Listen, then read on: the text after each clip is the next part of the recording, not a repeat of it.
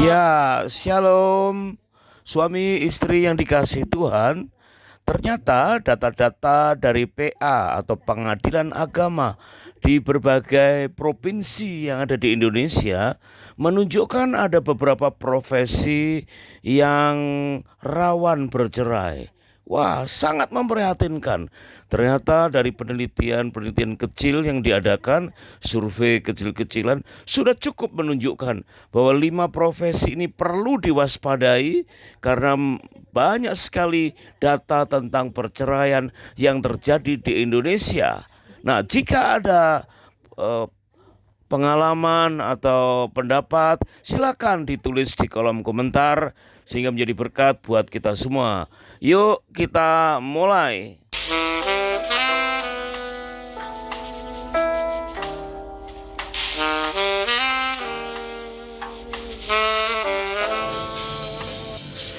Jika di suatu daerah nampak gugatan perceraian menurun di bulan-bulan tertentu menjelang Lebaran dan kemudian meningkat kembali dan secara rata-rata tetap naik.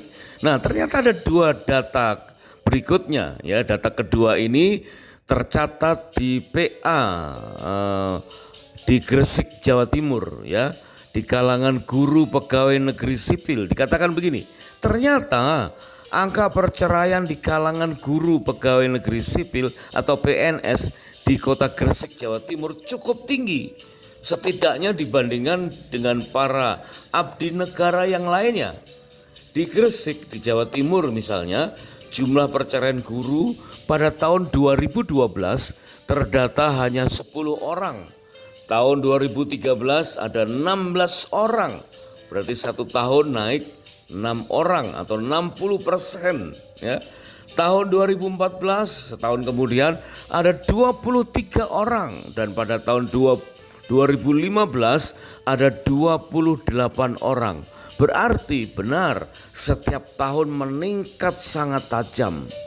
Gugatan perceraian tertinggi PNS di Gresik dilakukan oleh guru dan urutan berikutnya yaitu dilakukan oleh bidan, tutur kepala BKD Gresik, Bapak Nadif. Wah, ini sesuatu yang perlu diperjelas ya. Kalau guru ya jelas bahwa mungkin karena suatu profesi yang mapan, tetapi mengapa kok tidak bisa digugu dan tidak bisa ditiru dalam hal pernikahan? Kenapa angka perceraian guru ya jauh lebih banyak daripada PNS yang lainnya? Ya itu satu hal. Padahal ada isu-isu ya, padahal itu tidak benar yang mengatakan guru itu beban negara ya, meskipun itu tidak benar, itu hoak ya.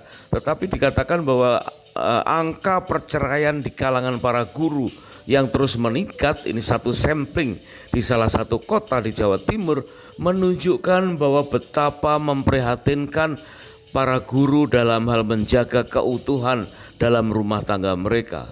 Dan kemudian yang lebih memprihatinkan, urutan selanjutnya adalah bidan. Wah, mengapa bidan?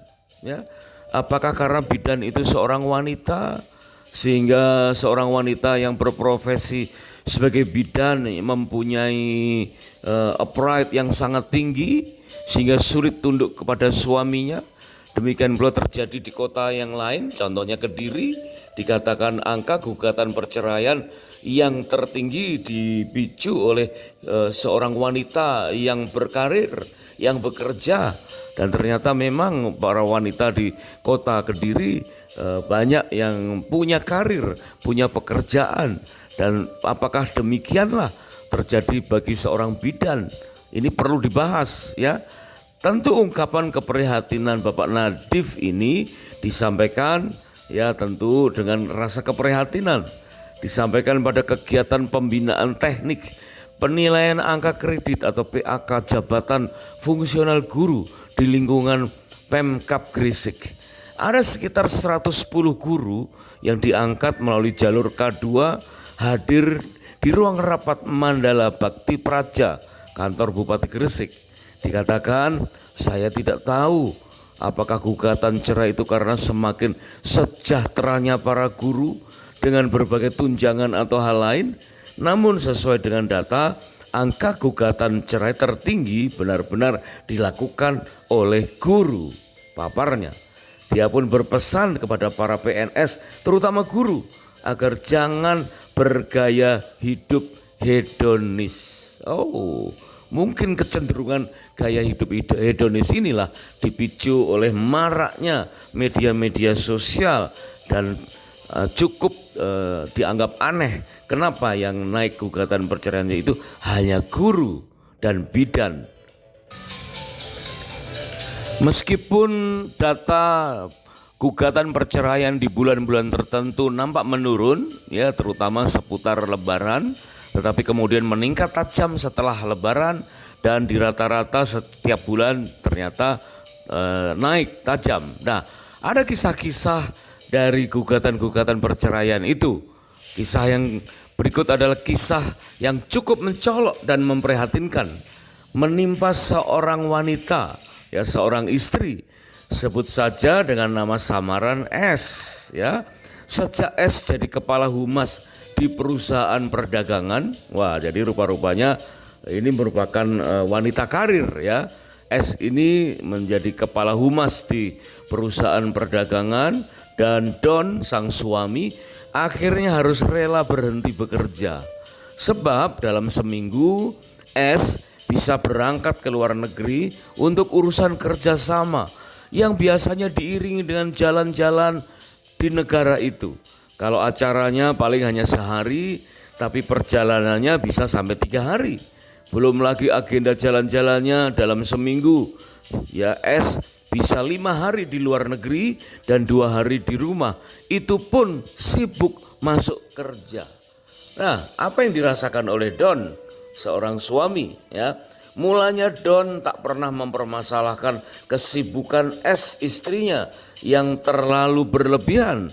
Bahkan Don sendiri sebagai suami rela berhenti bekerja, ya menjadi bapak rumah tangga lah kilahnya, dan cukup membuka konter dan butik sepatu sport di rumahnya supaya bisa mengurus kedua anaknya. Wah, sangat mulia, ya, demi 2 anak, ya, yang mungkin jadi kurang diperhatikan oleh ibunya, maka sang ayah buka usaha membuka butik sepatu sport di rumahnya, ya, dan sekaligus menjadi bapak rumah tangga. Ya, nggak salah, ya.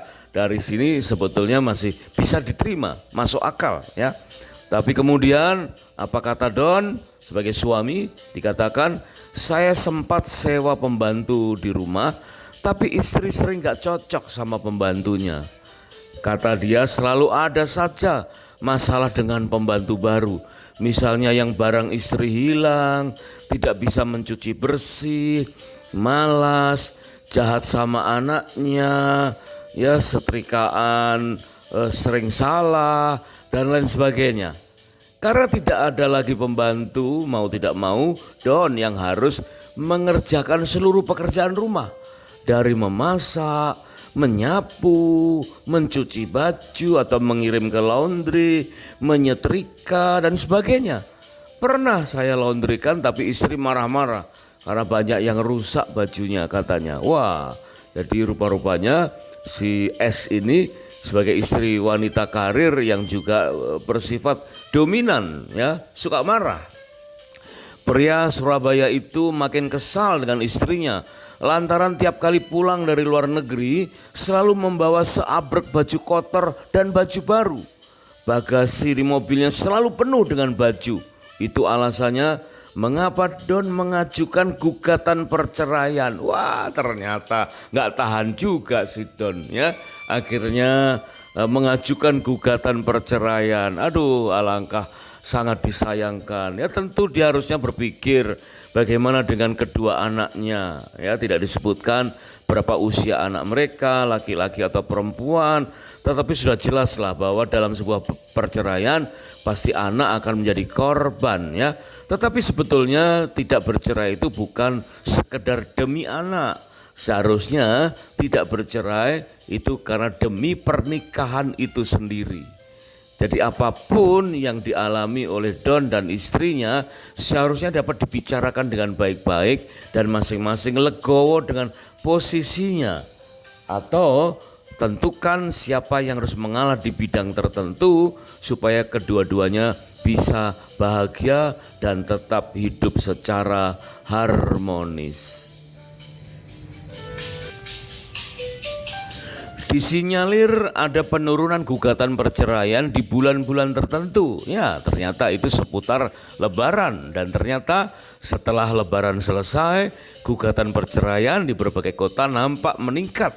Dan jika di rata-rata setiap tahun, memang data gugatan perceraian itu selalu meningkat. Nah, apa kira-kira yang menjadi penyebabnya? Salah satu penyebabnya di sini ada kisah yang sangat-sangat menyedihkan.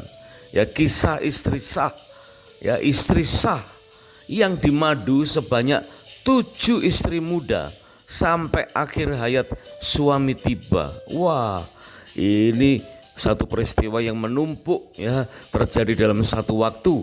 Dikatakan sedihnya bukan karena suami sudah meninggal, tapi kok bisa dia menikah begitu banyak dan saya tidak tahu sama sekali. Itulah keluh Ibu Wulan ketika mengurus warisan di PA Pengadilan Agama kelas 1A Surabaya, ya, yang termuat di Harian Radar Surabaya tanggal 23 Juni 2016. Bersama anak bungsunya, Ibu Wulan mengaku sampai saat ini belum ikhlas dengan kepergian suaminya. Wanita yang kini tinggal di kawasan Wonokromo, Surabaya itu masih terus saja menangis dan menjerit-jerit sendiri tak terima dia sudah dimadu. Jadi sedihnya bukan karena suami meninggal, tetapi karena dimadu 7 istri. 7 istri itu datang dan menangis di hadapan jenazah suaminya. Bersama dengan 15 anak datang dan juga ikut tahlilan di rumah itu. Waduh, sangat-sangat memprihatinkan, ya. Apa enggak saya syok kenangnya. Ibarat bernostalgia mengingat masa lalunya, Ibu Wulan tak pernah curiga jika suaminya itu bisa memperistri banyak wanita. Tidak ada tanda-tanda selingkuh sama sekali. Memang suaminya sebagai tentara, ya, seringkali pindah dari satu tempat ke batalion yang satu ke satu batalion yang lain. Meskipun rumah utamanya adalah di kompleks Kodam, tetapi dia memang sering pindah dari kota satu ke kota lainnya. Nah, mungkin disinilah terlihat, ya, bahwa Ibu Wulan oleh karena mungkin demi anak, ya, yang mungkin sekolah di satu tempat dan tidak bisa berpindah-pindah begitu mudah, maka mungkin Ibu Wulan memutuskan diri untuk tidak ikut pindah ketika suaminya sang tentara itu harus pindah tugas ke tempat yang lain. Tapi ternyata suaminya bukan sekedar pindah tugas, tetapi pindah hati, dan akhirnya bahkan mempunyai beberapa istri dan dimadu sebanyak 7 istri muda. Wah, alangkah anehnya ini, ya. Dan dari 7 istri itu lahirlah 15 anak yang kemudian datang melayat pada saat suami Ibu Wulan ini terbaring dan siap dimakamkan. Sangat memprihatinkan, tapi inilah fakta yang tertuang di surat kabar atau Harian Radar Surabaya tahun 2016 silam. Meskipun ada data yang mengatakan bulan-bulan tertentu gugatan perceraian itu menurun, ya, terutama seputar Lebaran, tapi ternyata setelah Lebaran maka gugatan itu meningkat pesat, dan secara rata-rata dalam setiap tahun gugatan pernikahan itu, gugatan perceraian itu meningkat, selalu meningkat di berbagai tempat, ya, rata-rata di semua kota di Indonesia. Nah, kira-kira apa gugatan perceraian yang pernah ada, ya? Ini adalah contoh ya rada aneh, ya, cerita yang bahkan disebutkan bukan sekedar gugatan perceraian, tetapi kawin dan bercerai, bercerai lagi dan kawin lagi, demikian berulang-ulang. Kisah pernikahan ini dengan dasar memang yang agak rada aneh, yaitu menikah dengan tukang pijat karena merasa pekerjaannya gampang capek Jadi butuh wanita yang pandai memijat, bahkan menikah lagi dengan saudara istri yang juga pandai memijat. Pernikahan-pernikahan itu digelar secara siri karena wanita-wanita itu tidak mau menikah secara sah, juga karena umurnya beberapa lebih tua. Nah, setelah 5 tahun menikah, istri pertama meninggal. Ini pengakuan seorang pria yang bernama Asep, ya. Asep pun akhirnya sering pergi untuk menjadi driver, nyopir ke luar kota. Wah, inilah ya, ternyata seorang driver, seorang sopir, ya, sopir kemana-mana mampir dikatakan, ya. Nah, kemudian apa yang terjadi? Yang namanya sopir ya di mana-mana mudah mampir. Maka di situ pula Asep mencari tukang pijat dan akhirnya dinikahinya. Wah, bukan sekedar pijat ya, tetapi akhirnya dinikahinya. Asep bilang mayoritas sih janda. Ya rasanya sama saja, yang penting bisa mijeti saya. Istri keempat yang juga tukang pijat tinggal di Kediri. Istri kelima nikah sah, ya hanya orang sekitaran Surabaya di kawasan Sidotopo. Ini saya mau nambah lagi istri yang keenam, mau saya nikahi sah, kata Asep di sela-sela sidang poligami di Pengadilan Agama kelas 1A Surabaya. Pernikahan yang keenam itu direncanakan sah karena Asep merasa bahwa janda muda tersebut sangat baik hati dan cantik. Hanya dia tukang pijat yang cantik, ya. Kerjanya di spa plus, no problem. Pokoknya dia kan tukang pijat, kata Asep tertawa terbahak-bahak. Wah, memang ini rada aneh ya. Tapi itulah keadaan dunia saat ini. Tidak menjaga kekudusan dalam pernikahan, ya. Boro-boro bicara kekudusan dalam pernikahan, ya. Mereka rata-rata free sex. Mereka ya mengumbar hawa nafsunya dan melegalkan segala cara. Bahkan kawin cerai dengan semau-maunya. Itulah keadaan zaman ini, sehingga orang-orang seperti Asep sebagai driver yang kian kemari bisa mampir dan mampir istri banyak wanita, itu tidak masalah bagi mereka. Tetapi kita tahu bahwa itu bukan sesuai dengan dasar firman Tuhan yang benar. Disinyalir ada data-data gugatan perceraian yang menurun di bulan-bulan tertentu, ya, terutama seputaran Lebaran. Tetapi begitu selesai Lebaran, angka gugatan perceraian itu meningkat pesat, dan jika di rata-rata tetap setiap tahun tetap meningkat. Nah, kira-kira apa lagi ya unsur-unsur yang menyebabkan kawin, cerai, kawin lagi, cerai lagi yang marak, yang biasa terjadi di Indonesia secara umum? Nah, yang berikut ini adalah kisah tentang pernikahan yang belum ada 3 tahun, ya, tetapi sudah ingin bercerai. Ya, belum 3 tahun istri selalu mengancam akan selingkuh. Istri tidak pernah puas dalam berhubungan intim. Setiap 30 menit minta lagi, dan 30 menit kemudian minta lagi. Begitu selanjutnya sampai pagi. Itulah kata seorang suami di sela-sela talak cerainya di PA atau Pengadilan Agama kelas 1A Surabaya yang tercatat tanggal 29 bulan Juni tahun 2016 silam. Sang suami memaklumi kalau istrinya tergolong wanita hiperseks. Nah, tentu kita tahu hal itu diketahui dari penyebab perceraian yang kelima dari suami sebelumnya. Wah, ternyata dia adalah suami yang keenam. Wah, mirip dengan wanita Samaria yang tertulis dalam Yohanes pasal keempat ayat 17 dan 18, yang pernah hidup dengan 5 suami dan yang sekarang yaitu yang keenam bukan suaminya. Wah, ternyata ada di zaman ini, ya, yaitu seorang wanita yang diketahui atau terdeteksi sebagai hiperseks. Dan suami yang keenam ini pun tidak tahan untuk melayani wanita ini karena wanita itu selalu kehausan akan seks dan mengancam akan selingkuh. Tentu faktornya, ya, faktor penyebabnya hampir sama, istri hiperseks dan selingkuh. Sebagai suami keenam, sebelumnya juga sebagai selingkuhan. Setelah bercerai dengan suami sebelumnya, barulah mereka menikah. Itulah yang terjadi. Waktu itu sang suami masih berusia 20 tahunan, sehingga kondisi fisiknya masih sehat dan prima. Terlebih saat itu suami tidak bekerja, sehingga bisa sewaktu-waktu dapat memuaskan hasrat istrinya. Ternyata suaminya mulai mengendor hasratnya, sedangkan istrinya tetap naik terus, dan itulah yang mengakibatkan talak cerai diajukan di PA kelas 1A Surabaya bulan Juni tahun 2016 silam.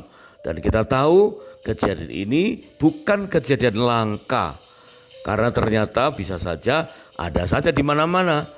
Itu pun juga tertulis di dalam Alkitab tentang seorang wanita Samaria. Dan kita sekarang tahu bukan soal wanita Samarianya, bukan soal hiperseksnya, tapi bagaimana wanita Samaria itu akhirnya lahir baru, menerima Yesus jadi Tuhan dan Juru Selamat. Bahkan dia bisa memenangkan jiwa orang-orang sekotanya. Dan inilah latar belakang yang buruk ternyata bisa dipakai oleh Tuhan untuk sesuatu yang baik di masa depannya. Jangan bangga dengan latar belakang yang buruk, tetapi bersiaplah untuk menjadi alat Tuhan di masa yang akan datang sejak hari ini.